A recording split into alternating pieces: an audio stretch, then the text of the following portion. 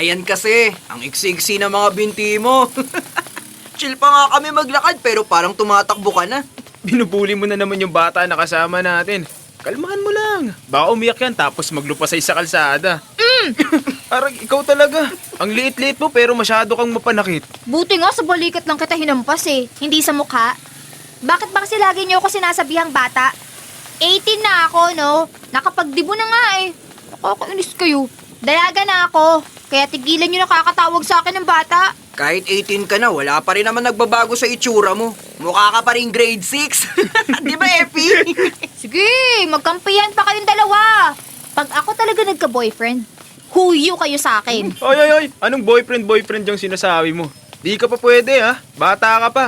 Kakasimula pa lang natin sa college. Oo nga, ang usapan natin, magkakajowa lang tayong tatlo pagtapos na tayo mag-aral. Boring naman nun.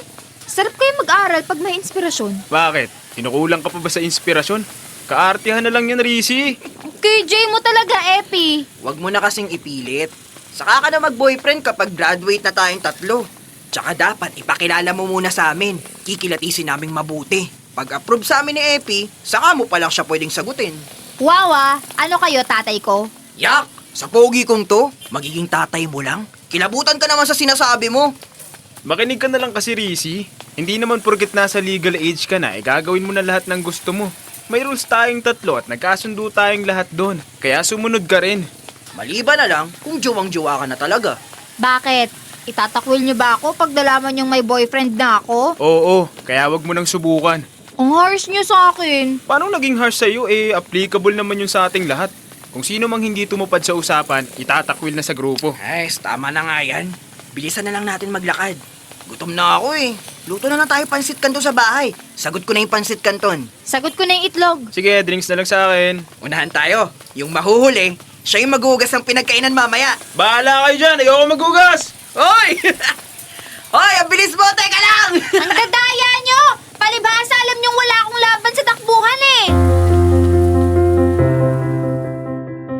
Dear Love, ako si Rizzy. Sa closeness namin ni Pogs at Epi, madalas kaming napagkakamalang magkakapatid. Solid ang friendship namin, pero di kami blood related. Nagsimula ang friendship namin nung high school kami.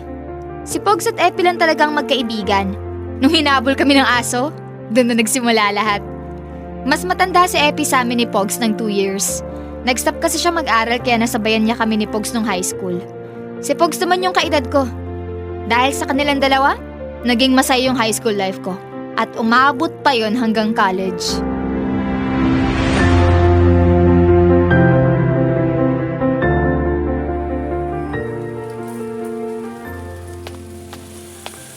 Uy, Rizzy. Kanina ka pa ba naghihintay dito? Oo, kanina pa. Si Epi, bakit wala pa siya?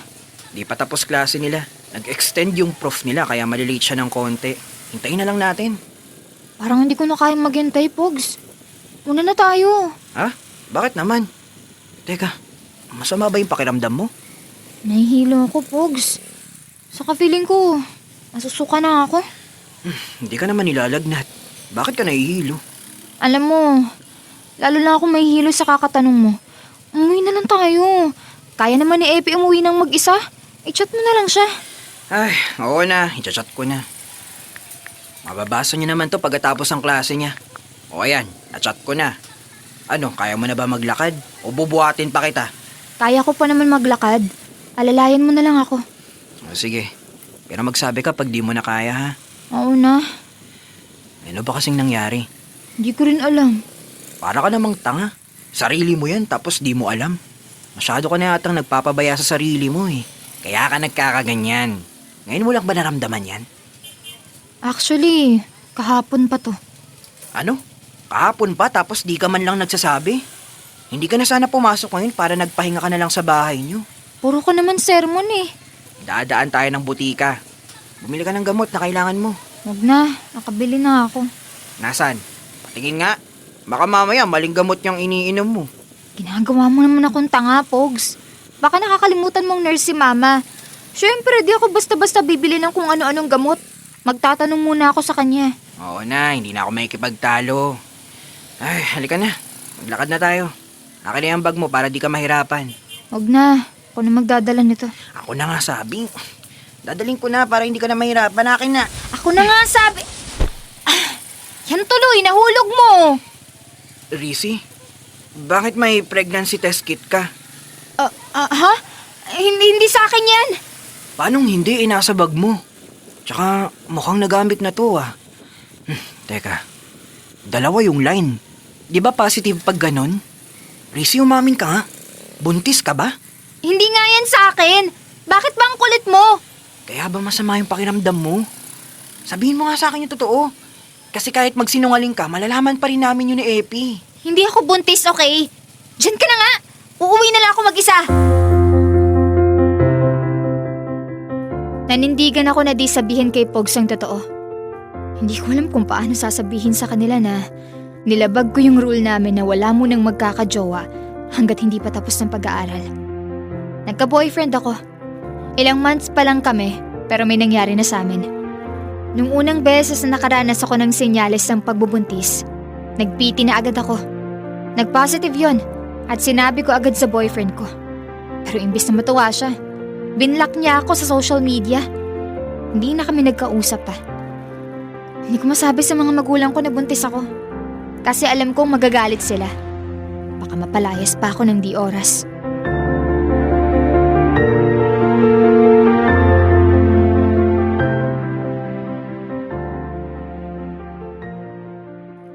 Bakit ganyan kayo makatingin sa akin? Uwi na ako. Huwag kang tatayo dyan sa kinauupuan mo. Dinala ka namin dito sa bahay para walang ibang makarinig sa pag-uusapan natin. Yung itsura niyo kasi. Para naman akong kriminal na kailangan i-interrogate. Kasalanan mo naman Palihim-lihim ka pa sa amin.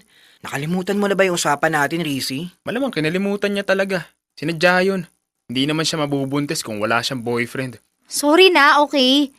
Kung gusto niyo akong itakwil sa pagkakaibigan natin, gawin niyo na lang. Alam ko namang nagkamali ako. Nahihirapan na nga ako eh. Hindi ko na alam kung ano pang gagawin ko. Nasaan ba kasi yung boyfriend mo? Oo nga. Hindi ba dapat? Problema niyong dalawa yan? Binlock na ako. Sinubukan ko rin kausapin sa school pero iniiwasan niya ako. Ayan, tanga ka kasi. Malamang ayaw pa nun ng responsibilidad. Pareho pa kayong estudyante Anong ipambubuhay nun sa anak niyo? Kung baon niya nga, hinihingi pa sa magulang. Ay, pambihira yung katangahan ninyo. Oo na.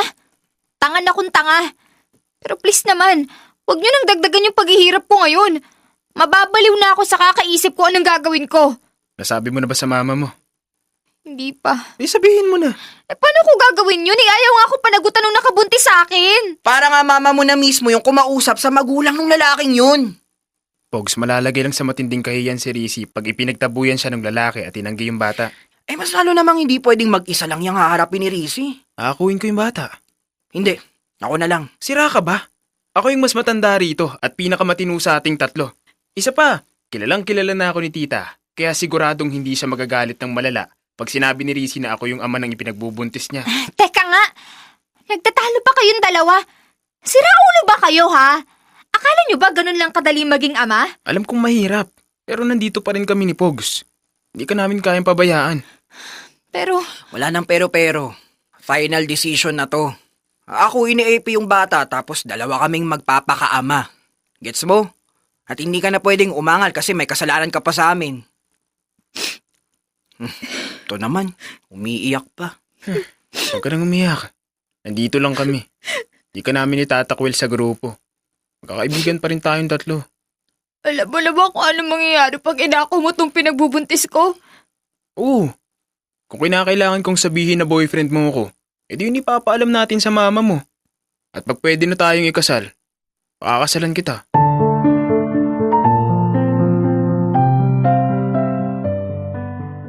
Hindi naniwala si mama na si Epi yung nakabuntis sa akin.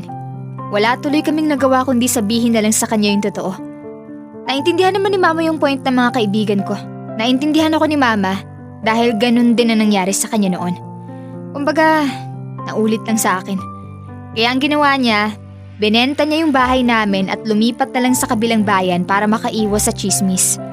Pinupuntahan na lang ako ni Pogs at Epi pagkatapos ng klase nila para dalawin.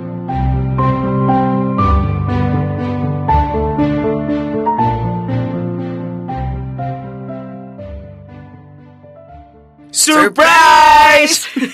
Ano naman yung mga dala nyo? Parang araw-araw na lang kayo may dala. Mga gamit to ng anak nating 3.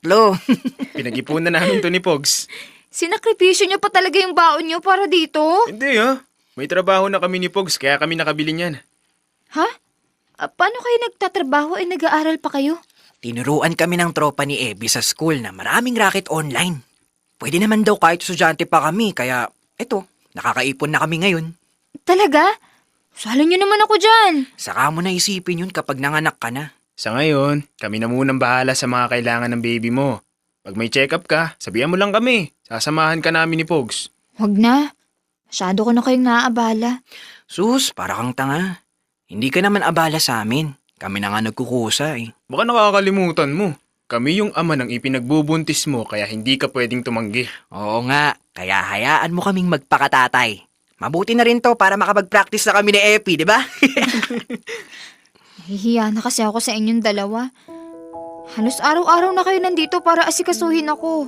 Hindi naman kami nagre-reklamo tsaka masaya kaming ginagawa to. Malaki na yung tiyan mo kaya di magandang naiiwan ka lang dito ng mag-isa. Kailangan mo ng tulong namin. May nakakasama naman ako dito pag uwi ni Mama. Kaso late na nakakauwi si tita. Kaya mas maganda pa rin na dito muna kami ni Epi. Hintayin na namin siyang makauwi mamaya. Paano na lang kung bigla kang mapaanak? Paano yung baby natin? Nandito pa rin kami kahit tapos ka na mga anak. Di ka namin iiwan. Sabihin mo lang sa amin kung ano pang mga kailangan mo. Ililista namin para isa-isa na naming mabili. Seryoso ba talaga kayo? Mukha ba kaming di seryoso matapos lahat ng ginawa namin? Ready na kaming maging tatay kaya paninindigan namin si baby. Salamat talaga sa inyong dalawa. Siya nga pala, Rizzy. Hiniram ko ulit yung notes ng kaklase mo. Pinicturean ko kanina. Isasend ko na lang sa'yo para updated ka pa rin sa mga pinag-aaralan nyo kahit di ka nakakapasok. Para pag nakabalik ka na sa school, hindi ka na masyadong mahihirapan kasi nag-aaral ka pa rin kahit nasa bahay ka at nag-aalaga kay baby. The best talaga kayo. Group hug. Group hug! Group hug, dali! Sabihin mo sa amin pag nahihirapan ka na, Rizzy. Tsaka lagi mo kaming i-update kahit nasa klase kami. Isikapin naming makapunta lagi tuwing uwian namin. Pero pag masyado kaming busy, magpapalitan na lang muna kami ni Pogs para may kasama ka pa rin. Oo na. Sige na. Magsasabi ako sa inyo palagi. Thank you talaga. Mahal na mahal ko kayong dalawa.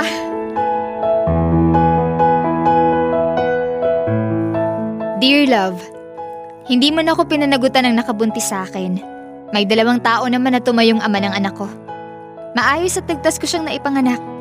Naglalakad na si baby kaya tinuloy ko ng pag-aaral ko. Hindi ako pinanghihinaan ng loob kahit maaga akong nagkaanak. Kasi may 2 lalaki na hindi lang naging ama sa anak ko, kundi naging mabubuting kaibigan sa akin. Hindi lang talaga nawawala yung mga maling desisyon natin sa buhay. Parte yun ng mga lesson na dapat nating matutunan. Magsimula man tayo sa hindi magandang kwento, ang mahalaga, may ginagawa tayo para pagandahin yung dulo nito.